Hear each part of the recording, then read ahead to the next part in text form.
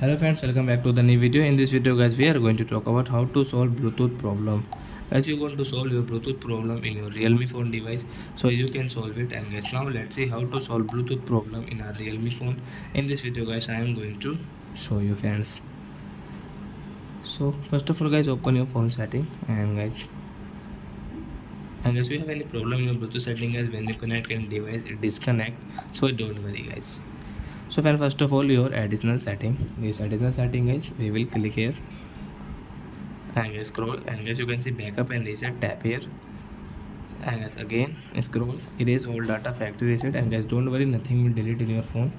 And as you can see this Bluetooth reset network setting, please wait, network reset completed.